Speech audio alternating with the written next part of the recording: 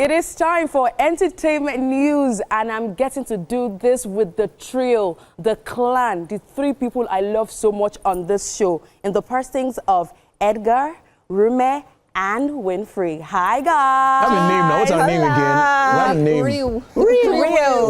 The real crew. Rume, Edgar, and Winfrey. Real crew. The real crew. Okay, I'm doing this with the real crew. Okay, let me just correct myself quick. How you guys doing this morning? We're good. How are you doing? I'm good. I'm fresh. I can't wait to do this with you guys. Are you guys ready? Yes. Oh, yeah, let's do this. Okay, our first story is Tiwa Savage as she gets candid about Seyi Shay Feud years after viral clash. Now, Nigerian music sensation Tiwa Savage has finally opened up about her long-standing feud with fellow singer Seyi Shay years after their viral salon confrontation. Speaking on the Off-Air with Bemio and Tools podcast released on Saturday, October 11th, 2025, Tiwa revealed that the rift began after a diss track and rumors accusing her of blocking opportunities for other female artists, including Seyi Shay and Victoria Kimani. The Somebody's Son hitmaker firmly denied the allegations, stressing her support for women in the music industry. According to her, she prefers to address issues directly rather than online. Tiwa admitted that the false accusations were deeply painful, saying she still doesn't understand where they came from, but hinted that she might someday have a heart-to-heart conversation with Seyi Shay. Her remarks mark the first time the award-winning artist has publicly spoken in detail about one of Nigeria's most talked about celebrity feuds. Honestly, I don't know about you people. I think they should just kiss and make up. What do you guys think? I have something to say. All right. Now, when men beef in the industry, when we have entertainment beef and then you have it just men always get to settle in, say, max 2-3 years.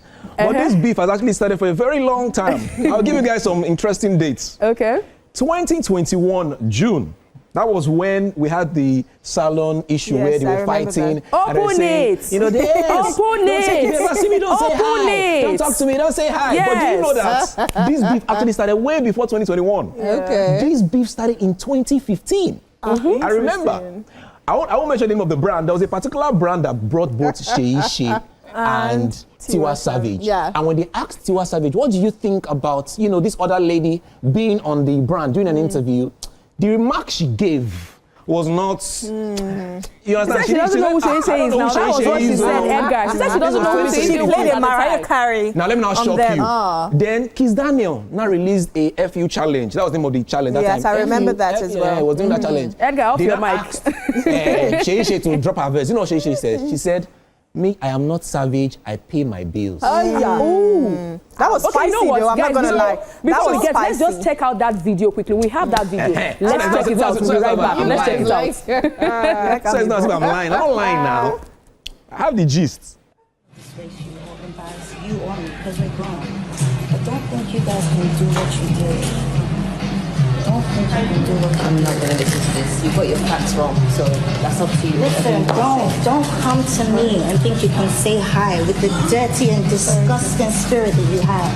The dirty, disgusting spirit that you have. You think I've forgotten how many years ago what you guys did, you and Victoria Kimani? You think I've forgotten? You think I can forget? Tiwa, what are the things that you have done? Like what? You want me to open out everything here? I'm not like you. I'm not going to do that. Open it. I'm not going to do that. Open it. I'm not going to do that. Open it. I'm not going to do that. Open it. Open what? Open what? Open it. Seriously? See it. I'm not petty. I'm petty. Open it. Open it. I know you are. Open it. Open it. Please, whoever has a video, I want to open it. Open it. You're the one that said you want to open my ass.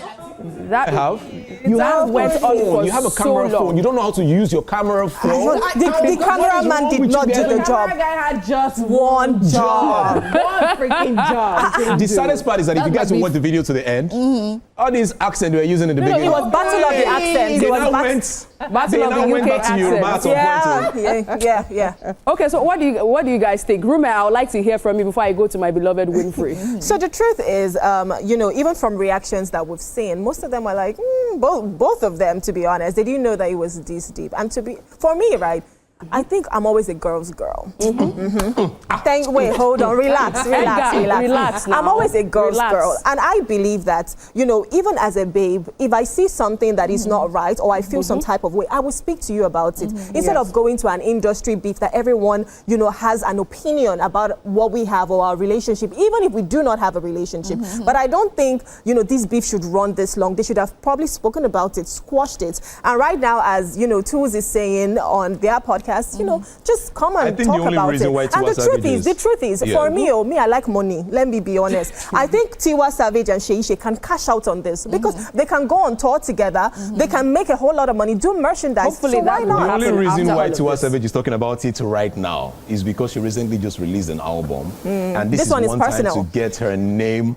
you know, her album out there to the public. But then Seyi Shay is in town as well, and she also has something to promote. Exactly. So that's why they're bringing out this beef. So Winfrey, over to you. Point, see, today, I'm just. Anyway, so what I have to say about this is, so my take was, okay, Tiwa Savage is opening up a lot these days. Because the other day she was talking about one ex that she dated in the industry. Yes. And so I'm like, okay, fine, why are you being so open? What's going on, really? It's called This One Is Personal. It's the album, exactly, and this one is personal. So I guess she's just probably clearing her mind and clearing up her closet and all that kind of stuff. But then again, with regards to the beef and Victoria Kamani and Seyi Shay, all I have to say is, I think the work is speaking for it now. Who do we hear about? Who's let Tiwa Savage pick Yemi Alade now. Let her pick Yemi Alade. Let me know. Let them do their own. So that's my point. So my point is that we can see, like, to me, I think success speaks. Do you understand? And your energy literally carries it. To me, I've had a weird vibe with Seyi Shay. I just don't know what it is. You know what, guys? We can keep going on and on about this. Now, from one local beef to another beef in the US. Now, let us talk about courtroom defeat. Judge dismisses Drake's UMG showdown. Now, less than a year after Drake filed a high-profile defamation case against Universal Music Group over Kendrick Lamar's scathing track, They're Not Like Us, the Canadian superstar has suffered a major courtroom setback as a U.S. federal judge, Jeanette Vargas, dismissed the lawsuit, calling it a triumph for creative liberty. Now, Drake had accused UMG of amplifying and monetizing a record that he claimed tarnished his image by labeling him, and I quote, a certified pedophile, end of quote. But in a strongly worded 38-page decision, Judge Vargas ruled that no sensible listener would view the song's provocative and exaggerated lyrics as literal truths. Now, she further noted that Drake had instigated the very allegations in his earlier track, and I quote, tailor-made freestyle, end of quote, where he used an AI-generated Tupac voice to mock Lamar about young girls, a line Lamar cleverly referenced in return. The judge also emphasized the irony in Drake's actions, recalling that he had made similar unverified claims against Lamar in previous songs. Ultimately, Judge Vargas declared that rap rivalries belong in music and not in courtrooms, closing the door on Drake's attempt to transform a lyrical feud into a legal victory. Oh, Chim. Oh, Chim. Drake, I'm so sorry about this. What do you guys think? This is because I know Drake is not taking this well at all. Edgar, let me start with you. Yes, first of all, I'm a big, huge fan of Drake. I love Drake's music. But you see, this is a clear case of last to do, no they pay. When Drake released the first song, first to do, no they pay. Yeah. Yes. When Drake released his first rap attack against Kendrick, and Kendrick came to say, oh, you know, I'm the GOAT between the other two, I was looking at Drake, okay, no wahala. Drake dropped another one. Drake was begging him, release now, release now. Drake was saying, should I drop my own? Should I drop my own? Drake's released about 3 songs. Was even begging Kendrick, please say something, say something. You know, some people, they just have small body but bad mouths. Of course. When Kendrick now opened his mouth and said, you're a certified pedophile, Drake is now saying, I'll get a report. Why let me tell you, let me express on the rap now, what is even crying about in the first place? Yeah. The biggest hit for me. What do you think, Rume? Yeah, the biggest hit for me was when Kendrick performed that song. Like, are you kidding? Are you joking, Kendrick? Yes, in the Super Bowl. Like, Kendrick, why? Why do you have to go so low? He went to small play. He went to deep crude oil. In hell. Literally. Small play. You just took it to another level. That is what they say, bringing a gun to a knife fight. What did they say? At this point, it's even a grenade that he brought. It was not even a gun. Now, he brought a grenade. I mean, bazooka like this. Boom. I mean, and that's the thing. You know how they say, I mean, empty barrels. And that's the problem with Drake. He's so petty, and sometimes he doesn't see beyond his pettiness, right? And of course, Kendrick Lamar is a genius when it comes to what he does. Do you understand? Am I taking please, I'm taking Kendrick Lamar. I'm going to say that.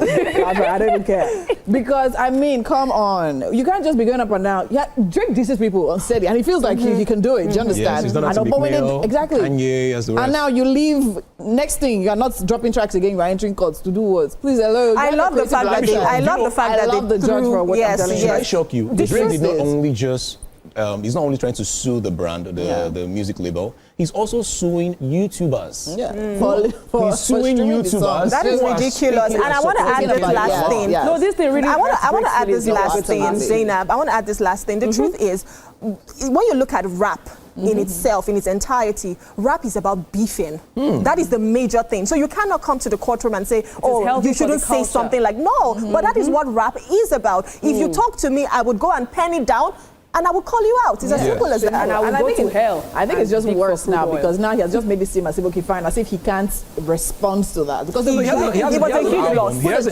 It was a huge loss. It's going to water down everything. The court case literally is going to water down We need to move on to our final story before we wrap up, because if we stay here, we're going to keep talking about this. Now, let's just touch on this particular one.